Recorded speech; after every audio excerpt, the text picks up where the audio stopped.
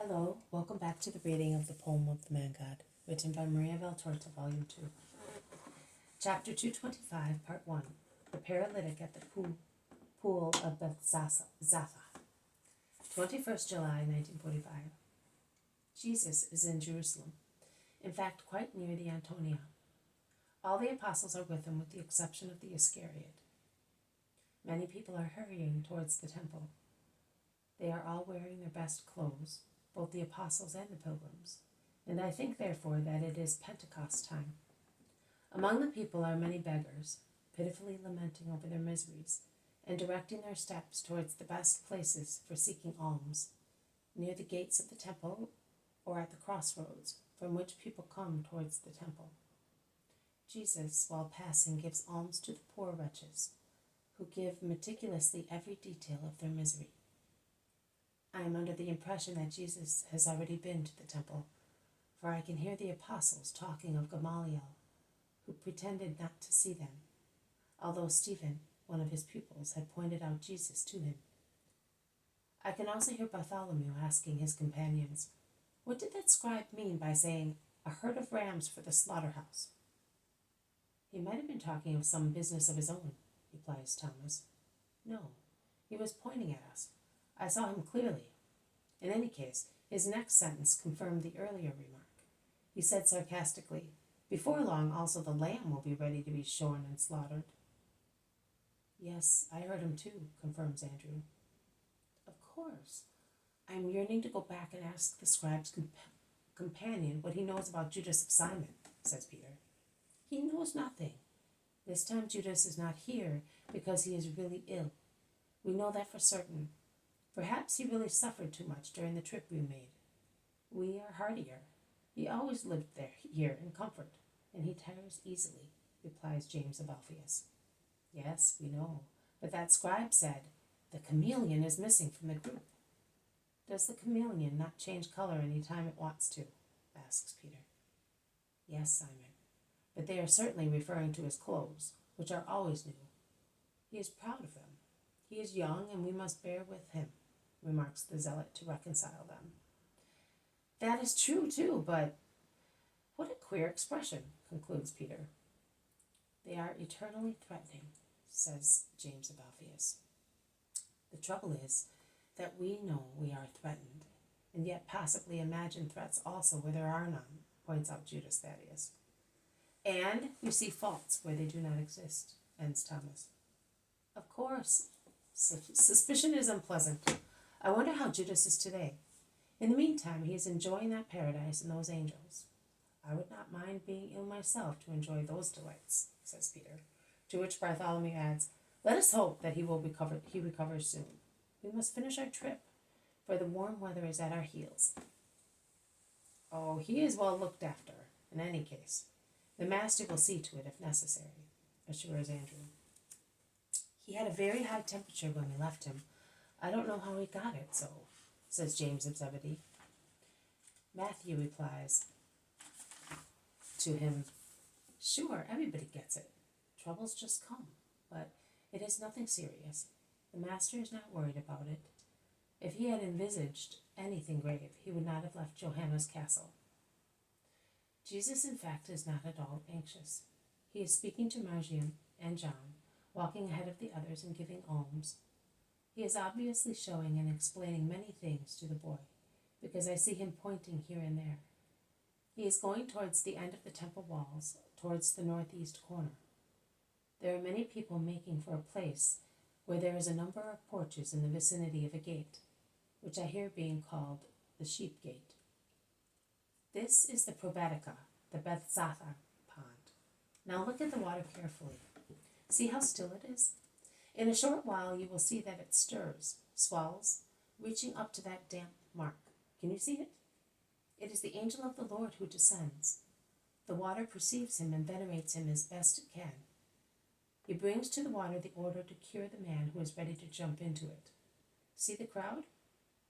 But the minds of many wander easily, and thus they do not see the first motion of the water, or the stronger ones uncharitably push aside the weaker ones. One must never divert one's attention in the presence of the signs of God. We must ensure that our souls are always vigilant, because we never know when God may show himself or send his angel. And we must never be selfish, not even for health reasons. Very often these unhappy people lose the benefit of the angel's visit because they waste time quarreling over whose turn it is or who is in greater need. Jesus patiently explains to Margium, who looks at him with attentive gaze, keeping an eye at the same time on the water. Can one see the angel? I would like to. Levi, a shepherd, when he was about your age, saw him. You should look carefully as well and be ready to praise him. The boy's mind is no longer diverted. He looks alternatively at the water and above it. He hears nothing else and he sees nothing else. Jesus, in the meantime, looks at the small group of invalids, blind people, cripples, paralytics, who are waiting. The apostles are also watching carefully. The sunshine causes play of light on the water and invades like a king the 5 porches encircling the pond. There!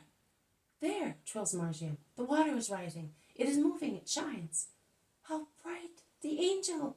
And the boy kneels down.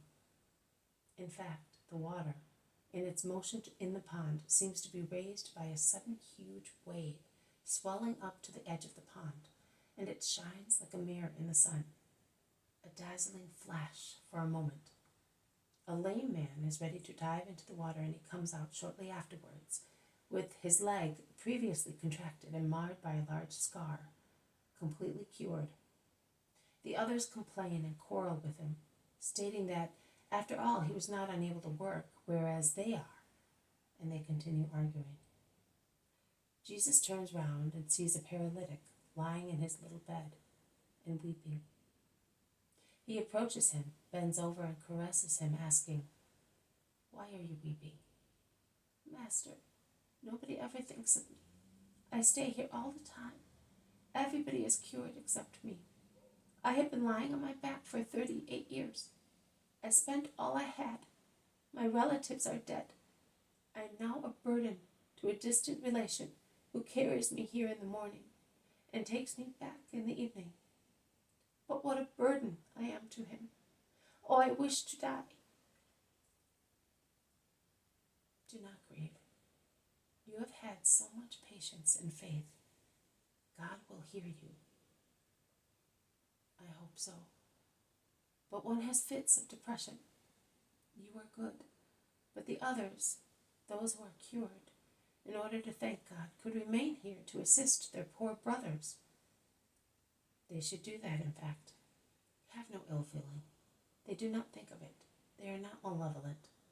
It is the joy of being cured that makes them selfish. Forgive them. You are kind. You would not do that. When the water moves, I try to drag myself over there with my hands, but there is always someone who precedes me, and I cannot stay near the edge because they would trample on me. And even if I stayed there, who would ever lower me into the water? If I had seen you before, I would have asked you. Do you really want to be cured? Then stand up, take your bed, and walk. Jesus has stood up to give the order, and while rising, he seems to have raised also the paralytic, who stands up on his feet, takes 1, 2, 3 steps, almost incredulously, behind Jesus, who is going away. And when he realizes that he is really walking, he utters a cry that makes everybody turn around. Everybody turn around. But who are you? In the name of God, tell me, are you perhaps the angel of the Lord? I am more than an angel. My name is Piety. Go in peace. People gather round them. They want to see, to speak, to be cured. But the guards at the temple, who I think were also watching the pond, arrive, and they disperse the noisy gathering, threatening punishment. The paralytic picks up his litter, 2 bars fitted with 2 pairs of small wheels, and a piece of torn cloth nailed on them, and he happily goes away shouting to Jesus, "I will find you. I will not forget your name or your face." This has been a reading from the poem of the Man-God, written by Maria Valtorta, Volume 2, Chapter 225, Part 1, The Paralytic at the Pool of Bethzatha. Thank you for listening. I will see you tomorrow. May God bless you, and may peace be with you.